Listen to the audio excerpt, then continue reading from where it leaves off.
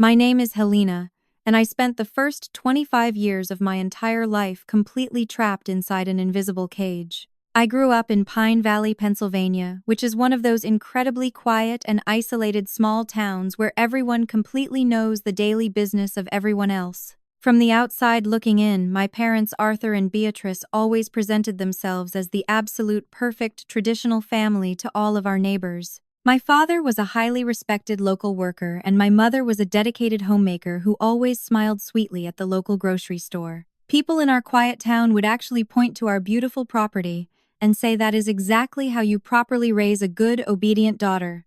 But behind our closed front door, our daily household was built on a dark foundation of absolute and suffocating control. There were incredibly strict rules that I was forced to follow simply to survive in that toxic house. When I proudly graduated at the very top of my high school class, I had massive hopes and dreams of going to a real university to build a successful career. But my father Arthur flatly refused to let me attend college.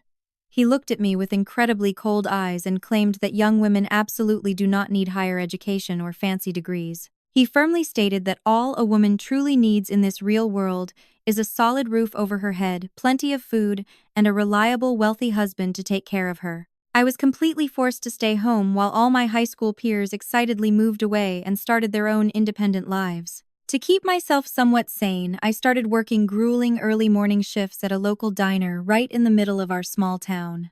I worked incredibly hard on my feet all day long, pouring hot coffee and serving heavy meals to local customers, but I absolutely never saw a single penny of my own hard-earned wages. My mother Beatrice aggressively insisted on depositing every single weekly paycheck I ever earned directly into a shared joint bank account.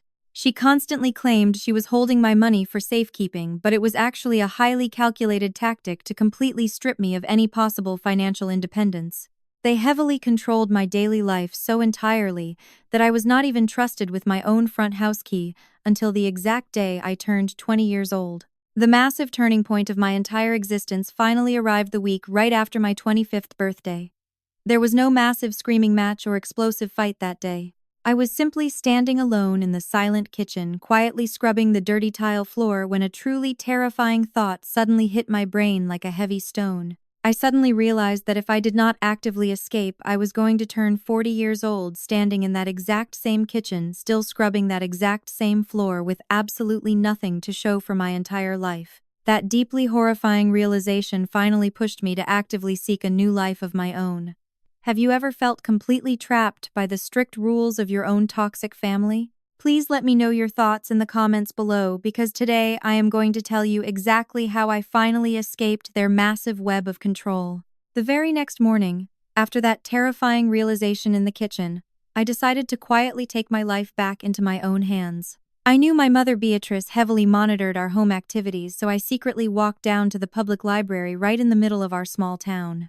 I sat down at one of the old public computers in the very back row and created a brand new email address that my toxic parents knew absolutely nothing about. I desperately searched online and finally applied for a full-time sales position at a large hardware store located in a neighboring town about 20 miles away. I wanted to be far enough away that my parents could not easily control my daily movements. Just 2 days later, I received an email asking me to come in for an official job interview. I secretly drove to the neighboring town while my parents thought I was simply running normal errands. The interview went absolutely perfectly. The hiring manager was a very kind older man, and he was incredibly impressed with my strong work ethic. He warmly shook my hand, and I truly believed he was ready to offer me the job right on the spot. I drove back to my toxic house that afternoon feeling a massive sense of hope for the very first time in my entire adult life. I finally thought I was going to escape my invisible cage. But the very next morning, my phone rang, and it was the hiring manager calling me back with a completely different tone of voice. His warm and friendly attitude was entirely gone. He coldly informed me that his company could absolutely no longer move forward with my job application.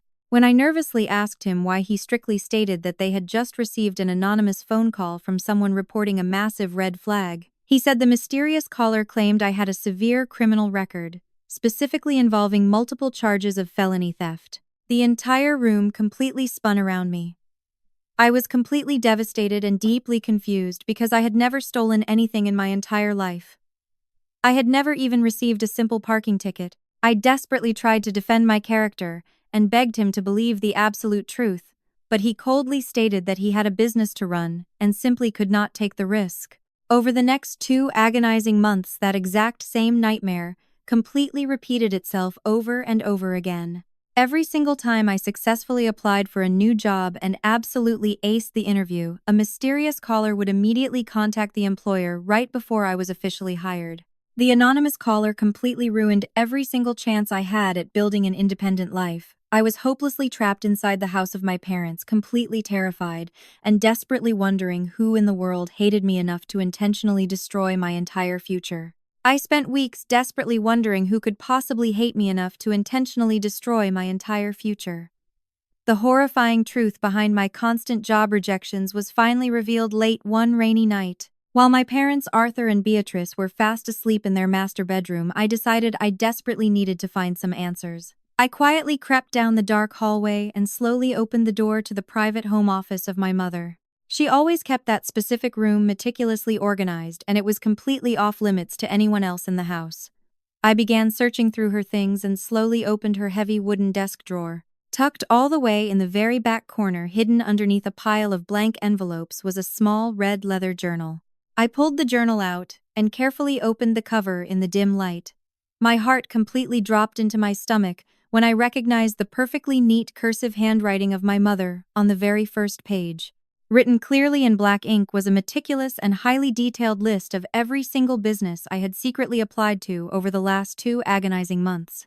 There was the hardware store, the local bakery, the regional warehouse, and every other place I had desperately tried to get hired. Next to every single company name was a stark red checkmark drawn in bright ink. The horrifying realization hit me like a massive physical blow to my chest. This was absolutely not a coincidence or some random cruel prank committed by a stranger. My own mother had been systematically tracking my private movements and making those malicious anonymous phone calls to completely ensure I remained unemployable. She was actively locking me inside her invisible cage. I did not sleep for a single second that night. I just lay in my bed waiting for the sun to come up. The very next morning, I confidently walked right into the kitchen where my parents were casually eating their morning breakfast. I forcefully threw the red leather journal directly onto the kitchen table right next to the coffee cup of my mother. I looked her dead in the eye and furiously demanded a complete explanation for the massive betrayal I had just uncovered. Instead of showing any genuine remorse or offering a sincere apology, Beatrice immediately started crying thick, fake tears. She instantly played the helpless victim and dramatically pressed her hand against her chest. Her voice cracked as she boldly claimed that she only ruined my promising career opportunities out of her deep love for me. She actually tried to convince me that the outside world was far too dangerous and she was simply trying to protect me from getting hurt. Before I could even point out how incredibly psychotic and abusive her twisted logic was, my father Arthur immediately stepped in to aggressively defend his wife. He calmly put down his toast and coldly told me that Beatrice was entirely right. He firmly stated that I was completely incapable of surviving in the harsh real world on my own. He aggressively demanded that I immediately drop the entire issue and sit down to eat my breakfast like a good, obedient daughter. I stood completely frozen in the kitchen staring at my father, Arthur. He had just aggressively demanded that I drop the entire issue and sit back down to eat my breakfast like a good, obedient daughter.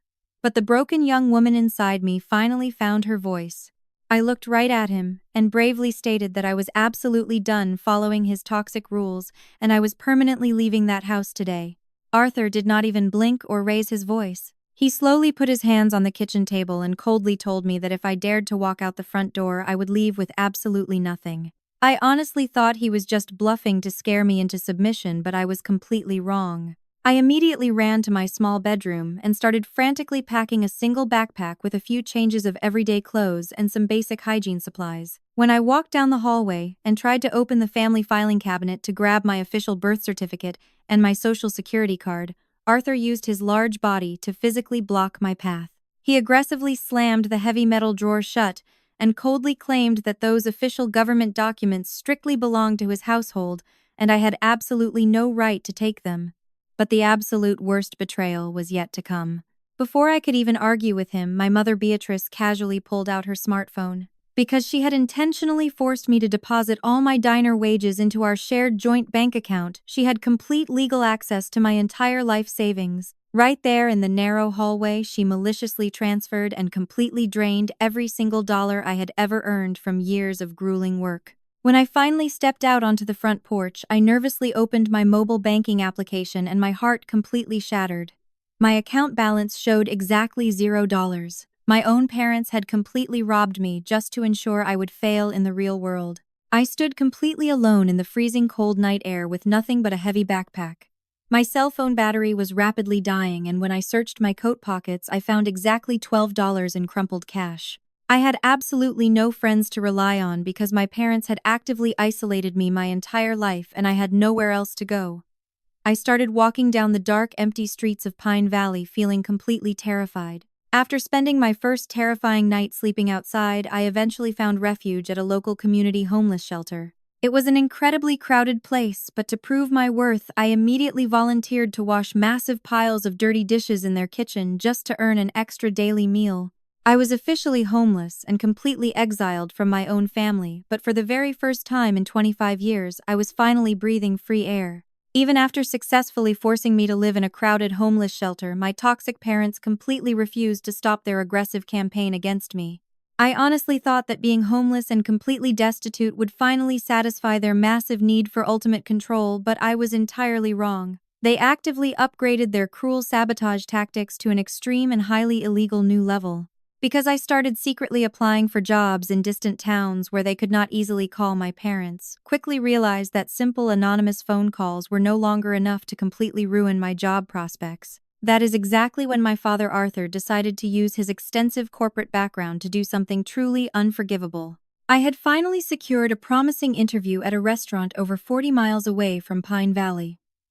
The manager practically hired me right on the spot, but 2 days later he called me sounding incredibly nervous.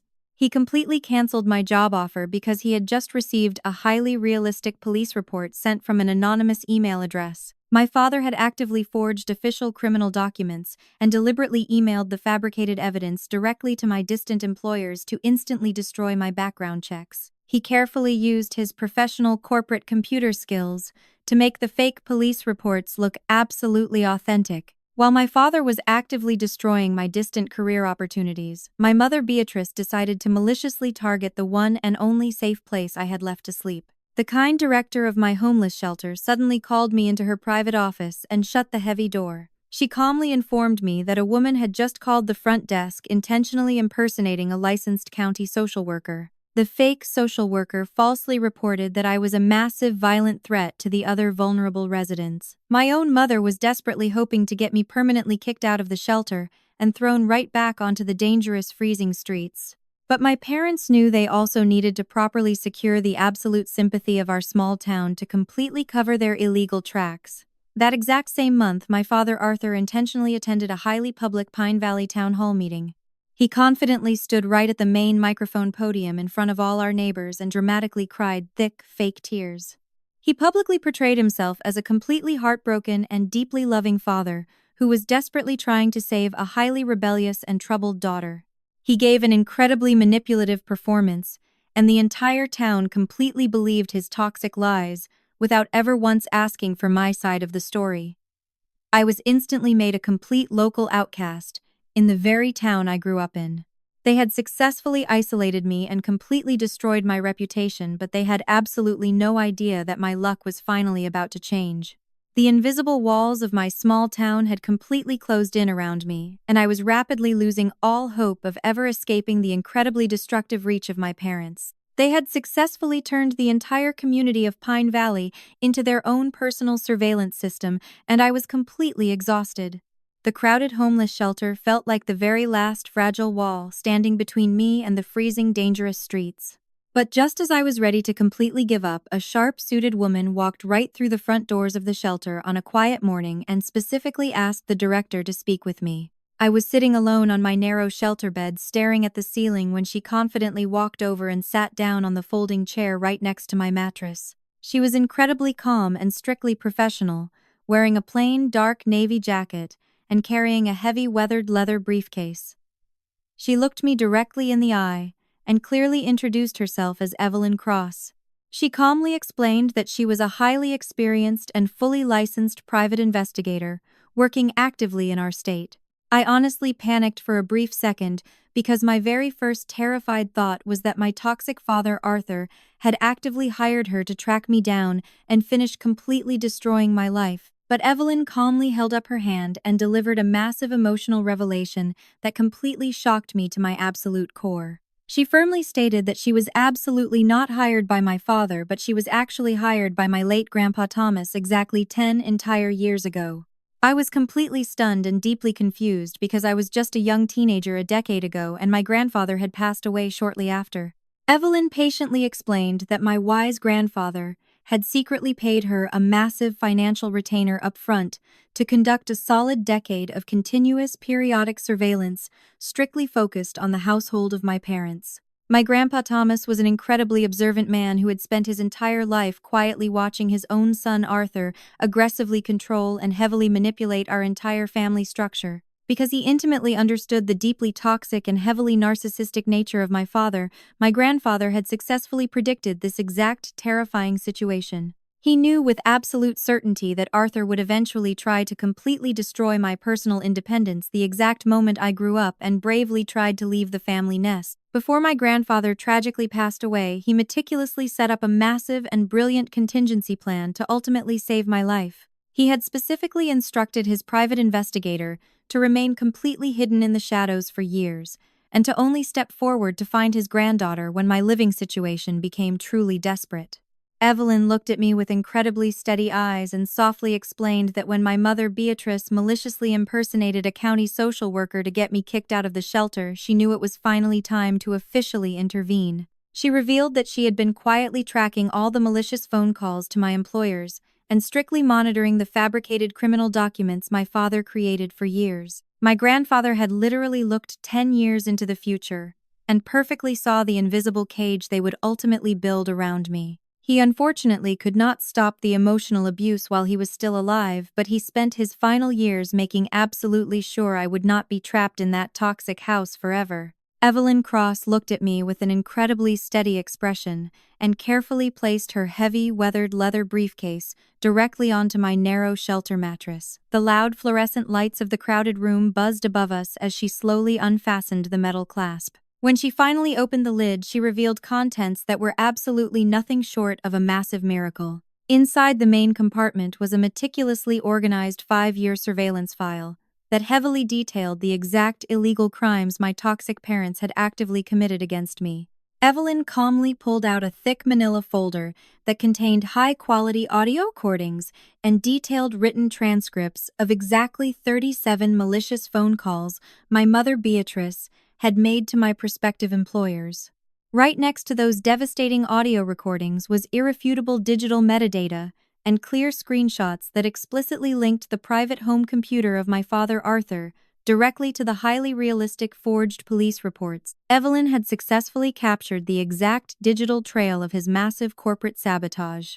But the absolute most life-changing item in that entire briefcase was intentionally hidden way down at the very bottom, beneath all the shocking legal evidence. Evelyn reached in and carefully handed me a large, sealed yellow envelope. When I looked down, I immediately saw my own name written across the front in the incredibly familiar cursive handwriting of my late Grandpa Thomas. My hands physically shook as I broke the seal and pulled out a deeply heartfelt letter. He wrote that he had spent his final years making absolutely sure I would not be permanently trapped inside the invisible cage my parents built. The letter explained that exactly a decade ago, my grandfather had secretly sold his massive family estate and purposely placed the massive financial proceeds into a highly secure and completely irrevocable trust fund. Evelyn then handed me the official financial summary page from a local law office, and my eyes immediately locked onto a staggering massive balance of exactly $340,000. I stared at the official legal documents in absolute pure shock as Evelyn softly confirmed that I was legally listed as the one and only sole exclusive beneficiary of the entire fortune. My incredibly wise grandfather had intentionally hidden this massive amount of wealth from my father, knowing perfectly well that his greedy and controlling son would have immediately stolen every single penny to keep me trapped forever.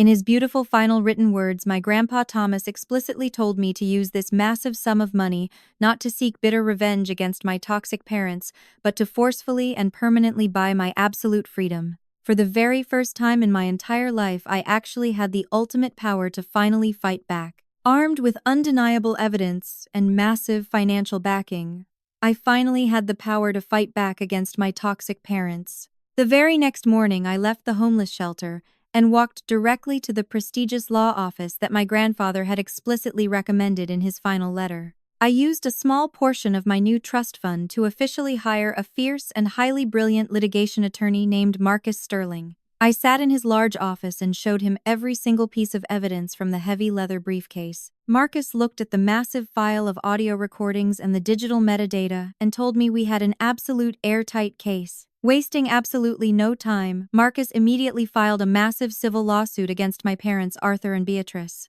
He officially charged them with defamation per se and tortious interference with prospective employment. When the legal papers were officially served, my parents were completely blindsided by the massive counterstrike. A process server walked right up the driveway of our family home and handed the thick legal envelope to my father, Arthur, while he was casually checking his morning mail.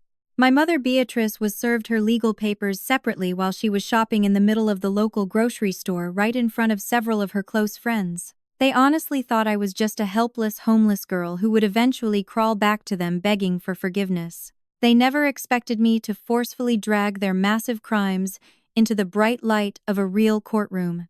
Because civil court records are entirely public in the state of Pennsylvania, the shocking details of my massive lawsuit quickly spread throughout the incredibly small town of Pine Valley. People in our quiet town eagerly searched the public legal documents, and they were absolutely horrified by what they read. The official court complaint detailed every single terrible thing they had done to me.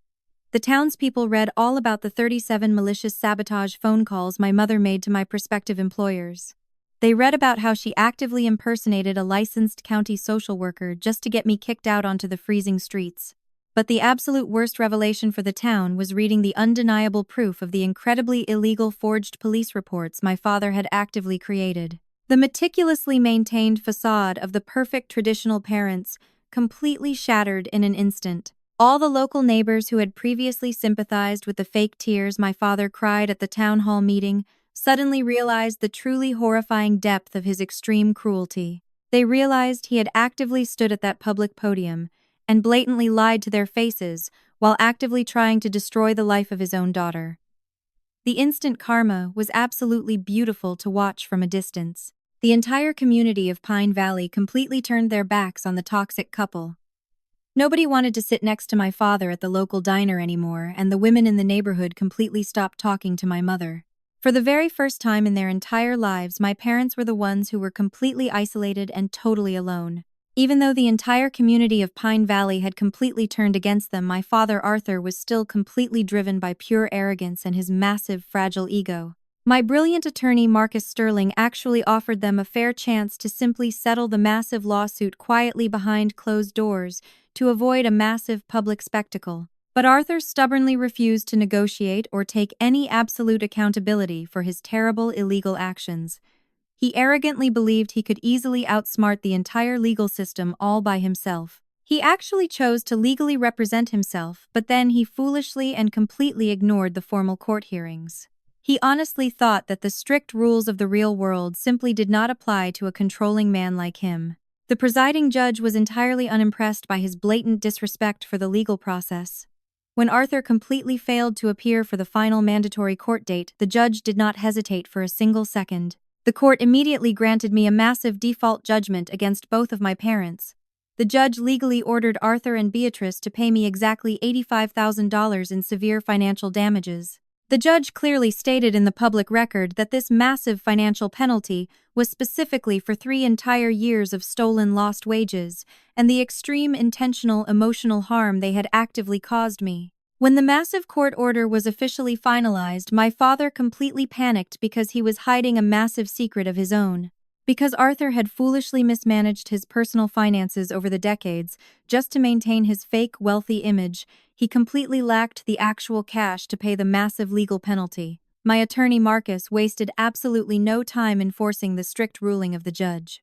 He aggressively placed a heavy legal lien directly on their beloved Pine Valley property. The strict legal lien meant the massive court debt absolutely had to be completely satisfied before they could ever move forward. To legally satisfy the crushing court debt, Arthur and Beatrice were ultimately forced to completely sell their pristine family home. The exact same beautiful house where they had actively trapped me inside an invisible cage for 25 years was suddenly taken away from them forever. They were completely humiliated and entirely financially ruined. They had to pack all their bags in absolute public shame and quietly relocate to a rundown trailer park located in a neighboring county. The toxic couple was completely ostracized by their former community, and they finally experienced the exact same terrifying isolation they had maliciously forced upon me. While my parents were quietly packing their remaining belongings to move into that rundown trailer park, I was finally building the beautiful and peaceful life I always truly deserved. With my massive legal victory and the generous trust fund from my grandpa Thomas, I completely took control of my own future. I rented a beautiful, secure apartment on the ground floor with a front door lock that entirely belonged to me, bought a highly reliable used vehicle, and I even adopted a sweet rescue cat from the local shelter to keep me company in my quiet new home. During the massive lawsuit, my attorney closely watched how I meticulously organized the heavy evidence files and carefully built the legal timelines. He recognized my incredible organizational skills and officially hired me as his full-time legal assistant with excellent benefits. For the very first time in my entire life, my hard work was actually rewarded instead of stolen. Several months after the massive court judgment, I received a highly superficial letter in the mail from my mother Beatrice. She boldly asked me to come over for a traditional family dinner so we could simply put everything behind us. She completely failed to offer any genuine apology for the 37 malicious phone calls, the forged police reports, or the horrific emotional abuse.